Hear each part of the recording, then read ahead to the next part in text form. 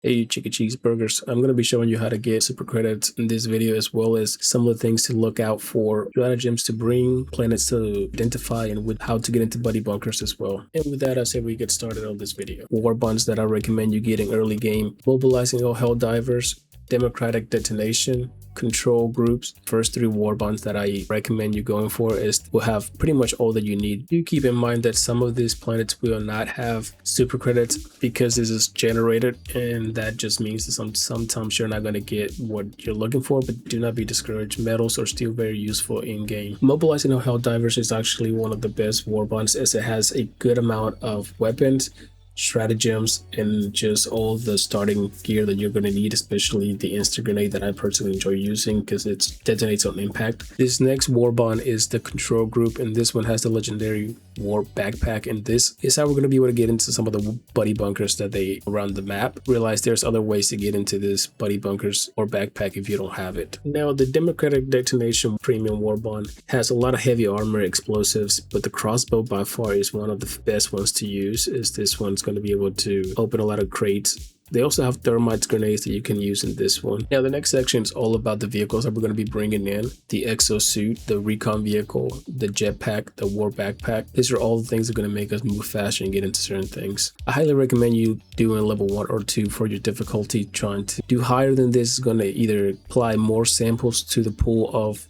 points of entrance, or take from your point of interest to supply more samples. Level 1 and 2 will give you a good amount of samples. I personally like to do level 1, but level 2 is also doable. Now, for the factions that you want to look for, I personally will recommend you doing the automatons. Little to no cities, no areas of swamps like the bugs do. Their planets typically are just flat terrains that you can just kind of traverse pretty easily. Determinants actually are not my favorite to go to, just because of goo that they have in their planets, or their swamps can take up a lot of the space on the map. That doesn't mean that you cannot find loot in these sections. It's just, you know, some stuff is in the way for you to look for stuff. But Hellmire is one of my favorite planets to loot. I got 170 credits once, and this is just a planet that typically always gives me a good amount of super credits. So if you ever see that this planet is open, recommend you go in and dive in here and get as many credits as you can get out of it before it closes up. Now, Hellmire tends to be closed, and if it's open, it tends to be a battleground where we have to do an active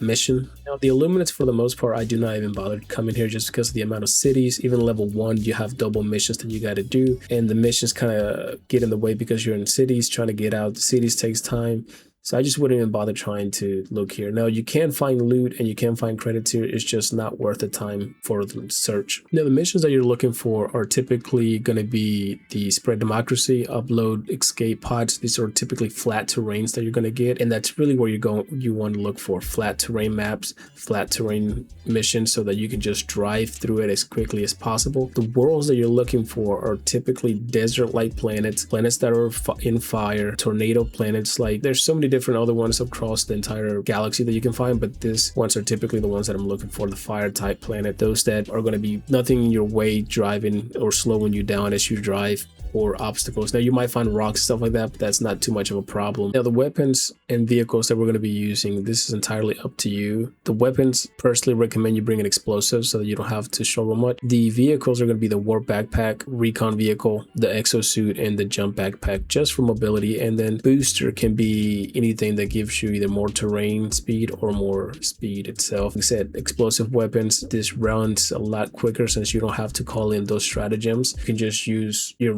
regular loadouts. For your armor, this is going to depend also on you. I recommend you going for something that's going to give you speed. The recon armor really does not matter, as you are going to be going through this maps relatively quickly, but speed does. So choose armor that has a lot of speed so that you can go around everything. Now, the things that we're looking for in the actual planets are going to be certain type of structures. For instance, this spaceships next to a blue trailer is one of them, and this one can vary.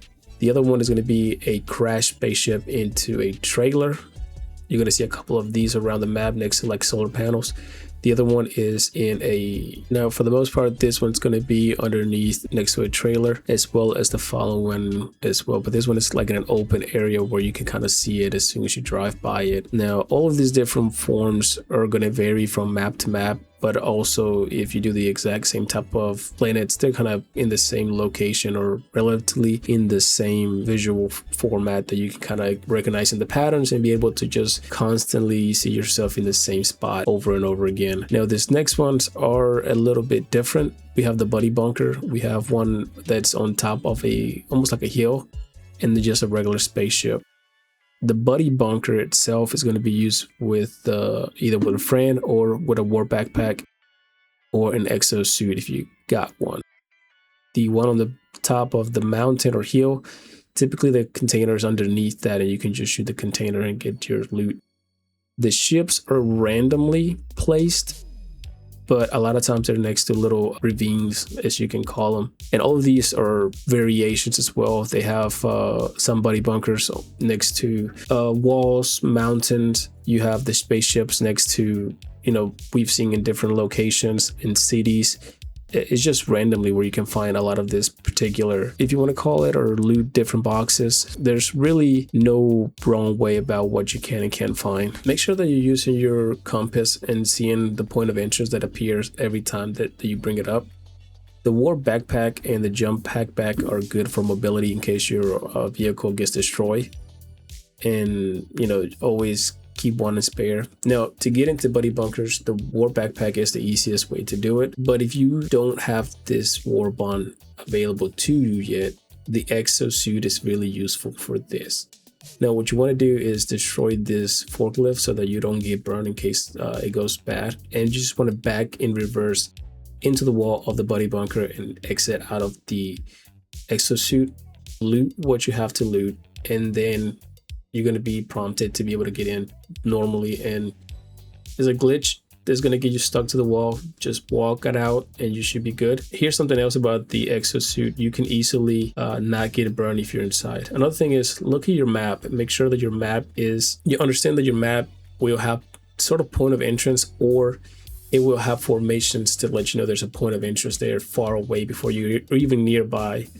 And that can help you along the way while you're searching for different stuffs. And once you get pattern recognitions of the map, you can easily just look for items or what you want to look for. And that can easily make it easier for you instead of getting stuck all the time. And like I said, the war backpack is good for mobility. You can do 2 jumps before you actually get yourself hurt, maybe 3. It helps you in the long run as much as you want to be, help. And once you do the entire mission, just return to ship, and that should be it. If you like this video, give it a like, subscribe. It helps me out a lot. And I'm going to be making more content related to Helldivers, but I was trying to compress this as much as I could. The last video that I made about this particular subject, it was like my second video, and I'm hoping I did a better job explaining what's going on, guys. But yeah, if you like it, give it a like, subscribe, and have a good day.